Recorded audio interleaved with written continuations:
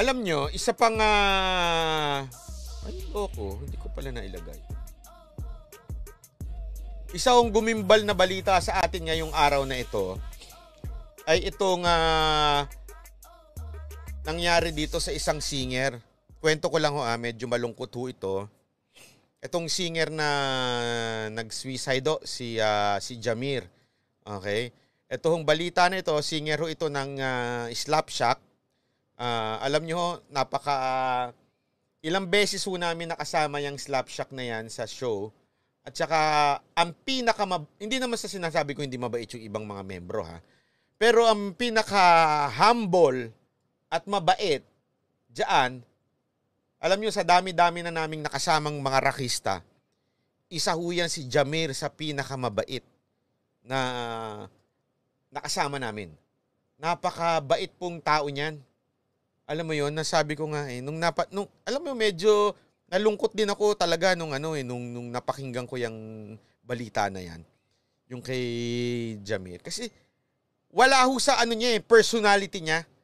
Doon ka magugulat eh. Wala sa personality niya ang gawin yun.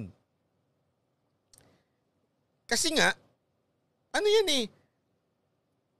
cool, mahumble, hindi, alam mo yung kahit sikat, sobrang sikat niyan sa ibang bansa. Naku, grabe yung sikat niyan. Kahit dito, pag nakasalubong mo yan, hindi yan astang rakista na, cool tayo, pre. Alam mo yung may yabang, walang ganun yan. Nakasama na namin yan dahil laging sponsor din ho namin ng Dikis noon. Nakasama na ho namin yan sa ilang show. Tumutulong pa nga yan. May plano pa nga dati mag-collab yan si Jamir at saka si Mocha noon eh. Dahil ang bait ho niyan, hindi yan yung, alam mo yung kasi kami, siyempre sexy star ang Mocha Girls, tapos yung panahon pa ni Mocha ito. Kwento ko lang. Tapos siyempre, may time din na pinasok namin yung, ang tawag dito, yung parang mga pachapadilante, yung mga ganong kanta, yung pangmasa ba? Pero wala kang mararamdaman sa kanya na may panlalait siya. Kasi hindi naman sa pero kung yung mga nakaalala nun, sumikat naman talaga ang Mocha Girls, lalo na dahil dun sa song na mga pachapadilante, na pangmasang-pangmasa, tapos si Mocha nun. Pero pag nakakasabay namin sila, kunwari sa mga San Miguel show, sa mga Oktoberfest, hindi mo makikita sa kanila yung, hindi, kami, Slapshot kami. Kami yung, kasi yung Slapshot, yung mga bagong rakista ngayon, ganun, wala lang. Sorry pero hindi ako nabibilib. Pero sila, iba. Pag sila pumasok, ang mga level kasi nila parang mga dadon na eh. Alam mo yung dadon? Dadon, parokya ni Edgar, Kamikasi, at saka Slapshot. Yan yung talagang institusyon na. Yung ibang mga rockstar ngayon medyo hindi mo pa masasabing narating na yung pinaka-tuktok ng ng kasikatan. Ito, pag sinabi mong heavy metal, wala nang lalagpas dyan sa Slapshot. Ang Slapshot, kilala ho yan, maging sa ibang bansa. Sikat na sikat ho yan. At dahil ako naniniwala ako, dahil isa sa mga sikreto dyan ay si Jamir ho. Grabe ho yang si Jamir. Sobrang, nung napakinggan ko nga, sabi ko, bakit? Alam mo yung parang, anong pumasok sa isip nito ni Jamir? Bakit niya nagawa yun? Ayan, sabi ni Myra Rose Lisan, 3 times siya binigyan ni Jamir ng set sheet yung kapatid ko, diehard fan siya ng, hagulgul siya upon hearing the news. So, kaya nga sabi ko alam nyo, eto it reminded me of something. Alam mo ko etong verse na to, ito yung iiwan ko sa inyong ayong araw na to. Etong nasa gitna, yung Ephesians 6 verse 12. For our struggle is not against flesh and blood, but against the rulers, against the authority, against the power of this dark world, and against spiritual forces of evil in the heavenly realms. Alam nyo, depression is real. Bakit to? Ito yung panahon na hindi tayo masyadong nakakasama sa tao. Ito yung panahon na hindi tayo masyadong nakakakausap ng mga tao. ito yung panahon na talagang ang kumakausap sa atin ay ang utak natin. Alam niyo yun?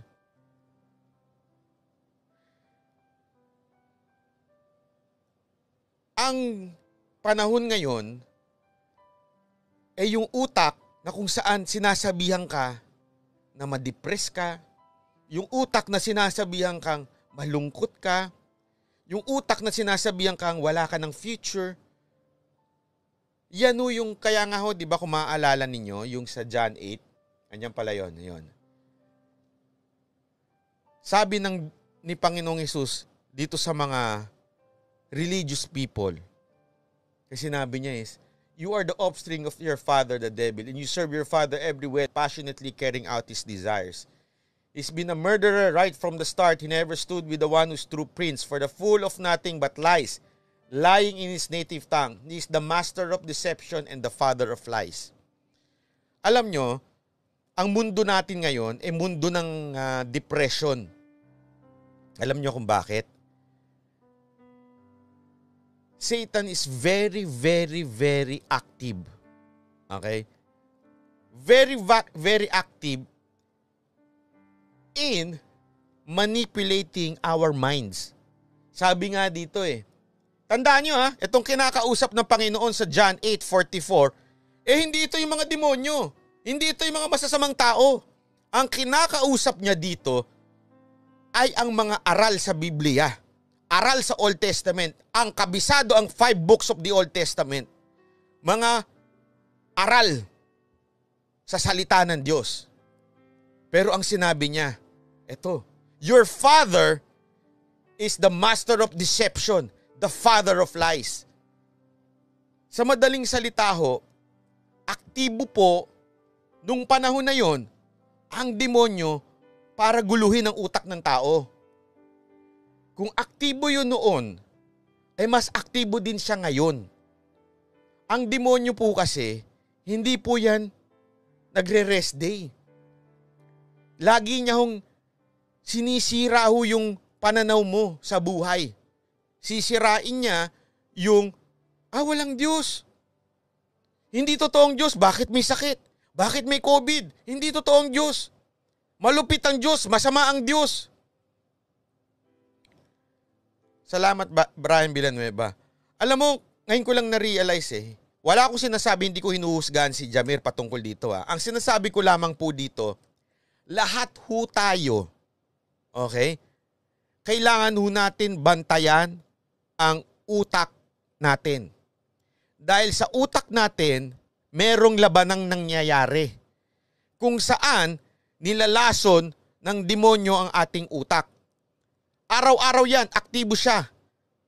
Para sabi nga sa kanya roaring lion, waiting for someone to devour. Ibig sabihin, binabantayan ka niya. Pag panahon na malungkot ka, diyan siya aatake. Sabi ko nga sa inyo, di ba, ang problema hindi dumarating niya ng mag-isa. Usually, ang problema dumarating niya magkakabarkada. Ang demonyo, alam niya gagawin niya pag may problema kang dinadaanan.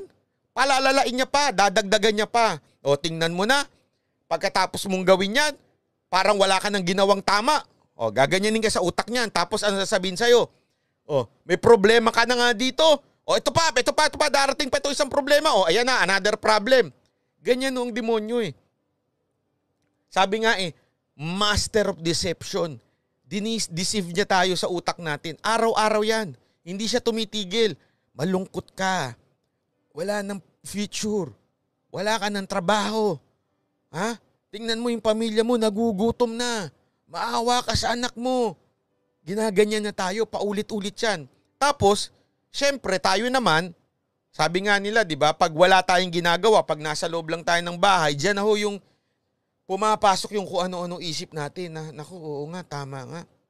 Tapos papasok na dyan na, eto, when these things dumating sa buhay mo, sigurado ako, demonyo na yung nagsasalita sa'yo. Pag sinabi niya sa'yo, alam mo, tapusin mo na yung buhay mo para matapos na lahat ng problema mo. Yan ang pinakamaling pananaw ng isang tao na pinapasok ho ng demonyo sa atin. Pag tinapos mo yung buhay mo, tapos na ang problema mo. Yan no ay isang matinding kasinungalingan. Hindi porket natapos ang buhay mo ay tapos na ang problema mo. Dahil tandaan mo, pag natapos ang buhay mo dito sa mundo na to, your eternity starts. Kasi ang akala ng tao, once natapos na yung buhay, itong physical natin, wala na, parang tayo lumilipad sa ulap. Hindi ho. Pag natapos ang buhay mo, it's either you will spend eternity with God or you will spend eternity suffering in hell. Suffering ho yun ha. Ano ibig sabihin ng suffering? Definition ho ng Bible? Talaga hong sobrang init, sobrang sakit ang nararamdaman mo sa impyerno. Ganun ho. Physically, emotionally, sobrang sakit. So it will not end. If you think by ending your life, it will end suffering. That's the biggest lie na sinasabi ng demonyo. Tapusin mo buhay mo, tapos na ang problema mo. That's not true. Kaya nga alam niyo ba na isang kasinungalingan yung naririnig natin sa mga tao na kunwari may namatay. Uy, di ba? Ito, just to comfort the person. Okay? Just to comfort a friend natin, sasabihin natin, kunwari namatayan siya ng magulang, namatayan siya ng na mahal sa buhay, sasabihin natin, ayaw mo na, at least nagpapahinga na siya sa Diyos, at least nagpapahinga na siya sa langit. That's not true. That's not true. Bakit? When you die, the reality of life is you would start eternity. It's either you will spend it to God in heaven if you accepted the Lord. But you would spend eternal suffering if you didn't accept the Lord. So we cannot say that na pag namatay ang isang tao, nasa langit na siya. That's not true. Bakit? If that is true, therefore, God is lying. Bakit? Ang sinabi po ng Lord yun eh. For all have sinned and fall short of the glory of God. And only those who accepted the Lord Jesus Christ is the only people that would spend their eternity with God. Hindi ako nagsabi nun. Panginoon no. Alam niyo ho yun?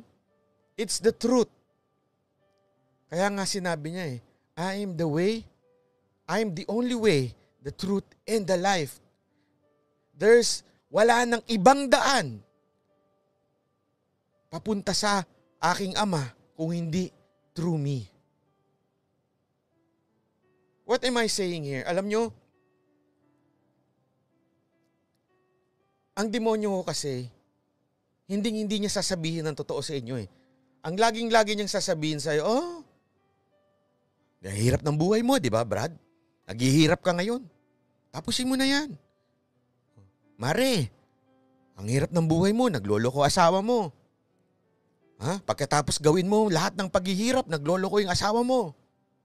Tapos puro pa kayo ng utang, wala ka pang trabaho. Ganyan ang demonyo eh. Tapos sasabihin niya sa'yo, alam mo, Mare, tapusin mo na buhay mo para matapos na yung paghihirap mo. Yan ang kasinungalingan na sinasabi ng demonyo. Kaya nga ho, yung sinasabi, pinapaalala sa atin ng Biblia eh. For our struggle is not against flesh and blood, but against the rulers and against the authority, against the power of this dark world. Meron totoo. May totoong demonyo.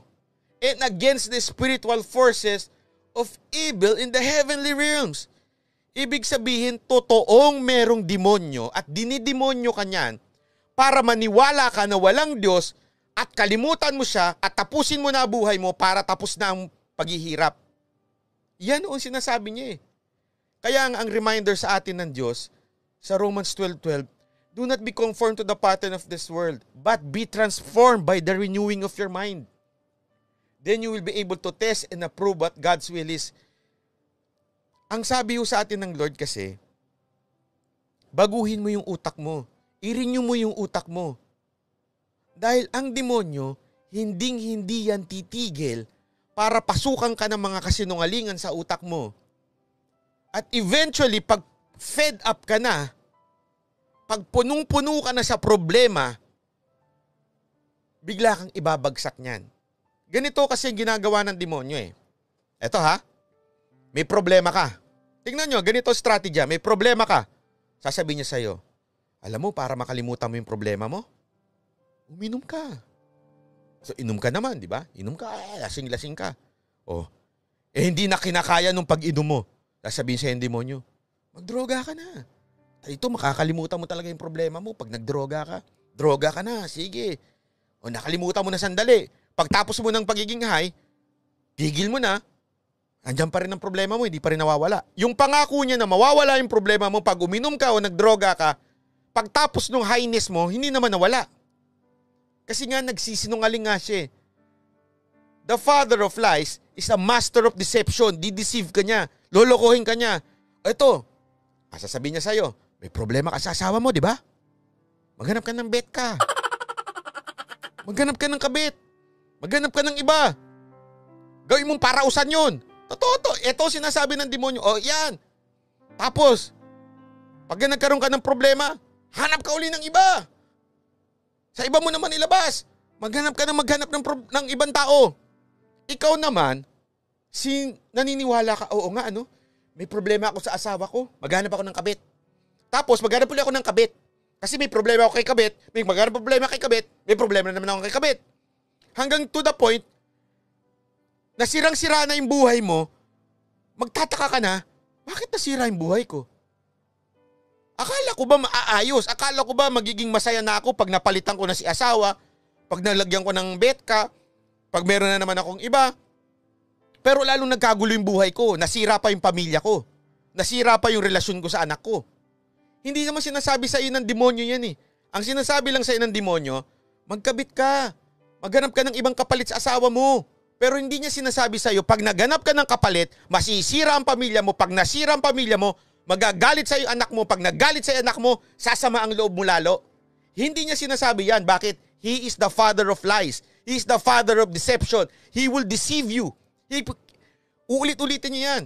Tapos, ang mangyayari sa'yo, malululong ka na sa drugs, malululong ka na sa pag-iinom, puro kasi tinatakpan mo lahat ng problema mo ng sinasabi ng demonyo. Ito ang solusyon ko. Ito, para mawala tong problema ko, ito. Hindi niya sinasabi sa'yo na pag nagka-problema ka dyan at pumunta ka dito, madadagdagan yung problema mo. Hindi mo malalaman yan. Malalaman mo na lang yan sa huli. To the point, hirap ka na, then what will happen? Pag sobra ng gulo ng buhay mo, ang dami nang nangyayari sa buhay mo, biglang bubulong yan. Tapusin mo na. Tapusin mo na yung buhay mo para tapos na yung problema. Bakit? Remember John 10:10, di ba? Sabi ng Lord, I came so that you might have life and have it abundantly. But remember, the enemy, Satan, came to destroy your life, to steal everything that you have. Lahat ng sinasabi ng demonyo sa'yo, ang purpose niya to kill, steal, and destroy you. Pero hindi ka naniwala eh. Bakit? Iniisip mo kasi, cool kasi uminom. Cool yan. Cool yang mag-drugs. Cool yan. Cool yang magpaka-party-party. Cool. Okay? Ang magpaka-praise the Lord, hindi cool yan, Brad. Sira ba ulo mo pag praise the Lord ako? Sira ka ba? Hindi, tatapang ang tao ko. Yan ang iniisip mo. Kasi yan ang sabi ng demonyo sa'yo eh.